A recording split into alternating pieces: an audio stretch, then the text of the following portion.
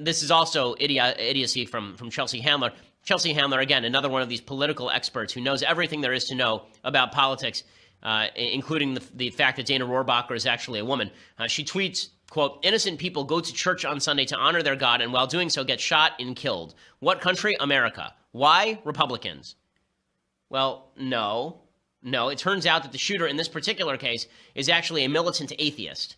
And if you go to his Facebook page, it is covered with militant atheist slogans. He's apparently on the left, on the political left. He went to a church and murdered all of these people. Apparently, he'd been speaking negatively about religious people for a long time. So you have an atheist who goes and shoots up a church, and the first instinct is to blame Republicans, which makes no sense at all. The idea here, of course, is if it were up to Democrats, then they would ban guns all the way. Now, I would suffice it to say that if it were up to the left, there wouldn't be as many people going to church on Sunday to honor their God, period. But that's a story I'm going to get into in just a second. The Second Amendment to the United States Constitution provides a right to keep and bear arms. The founders knew that it was important that human beings be able to keep arms in order to resist tyranny from governments, foreign and domestic. This is why you were actually mandated in certain states in the United States, in the early colonies, to own a gun in your home. Mandated. Because in order to be a member of the militia, you had to own a gun. It was your job to obtain a gun. This is not uncommon in Switzerland. They basically have similar laws, essentially. But the idea that it's Republicans' fault when a bad guy goes and shoots up a church is really sick. I've never said it's Democrats' fault when a guy goes and shoots up a congressional baseball game. In fact, I defended Bernie Sanders when that happened. This is pretty pathetic from Chelsea Handler. But unfortunately, it's a widespread sentiment, and it's not just held by Chelsea Handler. Joy Reid, who makes a living being wrong about everything, she blocks me on Twitter, so I had to see this through somebody else's account. She says, "Enough with the thoughts and prayers already." Paul Ryan had tweeted out, "Reports out of Texas are devastating. The people of Sutherland Spring need our prayers right now." Now, whenever a Republican says prayers, because Republicans actually take prayer seriously, folks on the left lose their minds. How dare they say prayers? They could act right now to stop all this. What, are you just going to pray? You just want to sit around and pray? That's your thing, to pray? Okay, so this demonstrates a full-fledged failure to understand what prayer is for on a couple of levels. But Joy Reid tweets out, "Enough with the thoughts and prayers already. The Bible teaches us that faith without works is dead. Do something or say nothing." So, first, a bit of irony. These people were shot in the middle of prayers. They were shot and they were murdered in the middle of their prayers. And here you are saying that no one should pray for them. I'm pretty sure that the people who would be most certain to want other people to pray for them would be people in a church who are shot. Fairly certain that's the case. You didn't hear this sort of stuff after the massacre in Charleston, South Carolina, the massacre at the Black church. You didn't hear a lot of this, don't say thoughts and prayers, stop saying thoughts and prayers. You didn't hear it as much because it was Barack Obama in power, and Barack Obama was saying things like, we should express our thoughts and prayers, right? And then he went down there and he sang Amazing Grace. Imagine if Trump went down to Sutherland Springs and sang Amazing Grace. The left would go ballistic. Obama did, but because Obama was pushing their favorite policy positions, that meant that his prayers were genuine, you see. Because according to the left, you're a bad person if you disagree with them, and so your prayers are worthless. We can't disagree on politics and both pray. Our prayers are worthless unless we agree with you on the politics of the situation. So she's not the only one saying this. Keith Olbermann is saying this too. He says, "Speaker Ryan, bluntly, shove your prayers up your ass and do something with your life besides platitudes and power grabs." Okay, so number one, if you're going to tell people not to do something, and then what you probably shouldn't do is say do something with your life besides platitudes and power grabs in a tweet that is purely platitudinous and is clearly also a power grab. I mean, Keith Olbermann would like to grab a certain amount of power from the American people by seizing guns. This idea that prayers, if I pray for you, that's something terrible is just ridiculous. So prayers serve a number of purposes. I've talked about this more in the Bible segment than I have in the main of the show. But as a religious person who prays thrice daily, and then I say prayers before and after my meals, I say blessings before the meals and after my meals. We say a lot of blessings in Judaism. So we're constantly blessing God. We're constantly praying in Judaism. It's a thing. There are a few reasons for prayer. One of the reasons for prayer is to steel yourself. Steel yourself. It's for you less than it is for God. God doesn't need you, and he doesn't need your prayers. But you need your prayers. Why? To steel you for doing things. So the idea that prayer is only about prayer, that you pray and then you go about your daily business, that's not right. One of religion's sort of basic premises is that it is your job as a human being when you see bad things happening in the world to recommit yourself to being a better person. That's what prayer helps you to do. It helps you to confess what you've done wrong. It helps you to realize what you could do better. It helps you realize that you were created by a creator who cares about you and cares about other people. And are you doing honor to his creation? and it helps you go out and do better things with your own life.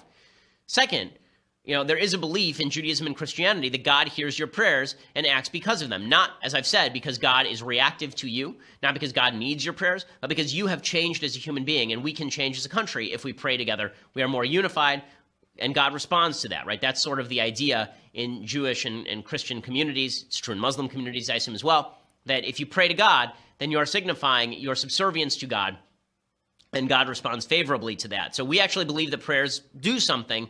They're not just spewing empty words. And there is a great irony to all of these people spewing empty words on Twitter and saying, how dare you talk to God? Like, there you are talking to your imaginary sky being, but here I am on Twitter tweeting to no one. But I'm doing something because I tweeted. I promise you, my prayer did more than your tweet. My prayer did more than Keith Olbermann's tweet here, especially because what he's actually doing is driving the country apart. If you want to create a consensus based on anything here, you can't insult everybody who prays in the United States. It's like 80% of Americans pray at some point. So that's silliness. It's not just him. The sort of scorn that a lot of people on the left feel for religion is pretty palpable. Again, recognize the irony here. An atheist shoots up a church, and the first thing that people are saying on the left is stop praying. That seems like bad politics. Very, very bright. Stephen King did the same thing. He basically said, it's time to stop praying, and he dropped the G. It's time to stop praying and start legislating, and get rid of the other G as well. A couple of things. One, again, it was illegal for this man to hold guns from all that we know. Okay, so more legislation would not have stopped that. And two, if you really want to show the scorn that you have for the American people by dropping G's in praying and legislating, look at those hicks. With their praying, with their Jesus and their Bible, those were the hicks that were shot. Right? I mean, those were the quote-unquote hicks that were shot. They were people who lived in Texas. In all likelihood, the parents of these children voted for President Trump because Texas went heavily for President Trump. It was a very small town. These are people going on a Sunday morning to pray. It's horrific. It's horrific. And for people to sit around ripping, they're like, would you hear this ever if God forbid, a mosque had been shot up? Would you ever hear this? A mosque gets shot up, would you hear people saying, all these people should stop praying to Allah. They should stop praying to God for Muslims who are shot.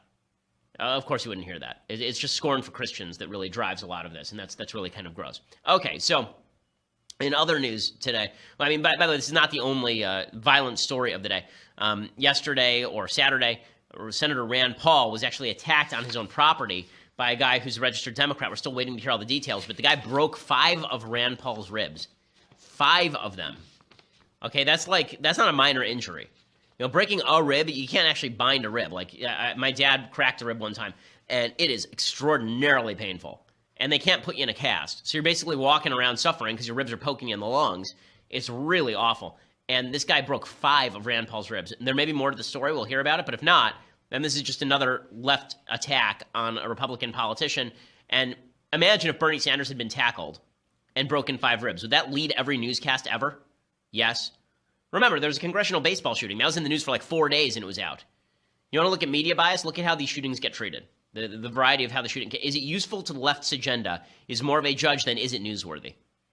Bernie Sanders being tackled by a right-winger would be newsworthy, and it would also serve the left's agenda. It would never leave the news. Rand Paul gets tackled, breaks 5 ribs on his own property, and by a Democrat, and nothing. Nothing. I mean, I had to find this on Twitter. It wasn't even covered anywhere. It's ridiculous. Okay, so I want to try to elucidate some foreign policy news in just a second because it's quite fascinating what's going on over in Saudi Arabia. But first, I want to say thank you to our sponsors over at Skillshare. So Skillshare is the best way for you to make your resume better. It's the best way for you to learn new skill sets that make you more marketable in your job, in your community. If you're looking for a leg up at work, Skillshare is how you do it. 3 million members, 17,000 classes. It's the Netflix for online learning. You can take classes in graphic design, DSLR photography, social media marketing. It's perfect. It's perfect if you're looking to build your career or start the side business of your dreams. I have taken, as I say, a watercoloring class, which helps calm me in the evenings. But beyond that, I've also taken a class in email marketing and social media marketing. All of their classes are like 45 minutes, and they are really excellent. Very user-friendly. Skillshare is giving my listeners right now a 1-month free trial of unlimited access to over 17,000 classes. Go to Skillshare.com/Shapiro. Again, that's Skillshare.com/Shapiro to start your free month today. Skillshare.com/Shapiro. You can't afford to sit around thinking you're going to be able to retain your job with your skill set. Your skill set isn't good enough. Keep making it better with Skillshare.com. Skillshare.com/Shapiro. You get a free month. Check it out. You're going to want to continue the service because it's really terrific. Okay, so meanwhile, mysterious happenings in Saudi Arabia. And it looks a lot like The Godfather, basically. Okay, it looks essentially like Michael Corleone basically cleaning up events after his dad dies. Right? I mean, Clemens is going around shooting people in elevators. Is basically what's happening here. So over the weekend, all of these events happen. I'm going to tell you the events and then why I think they're happening and what I think is going on. We could be 5 minutes away from a full-on Saudi-Sunni versus Iranian Shia internal Middle East conflict. We could be looking at another war in the Middle East.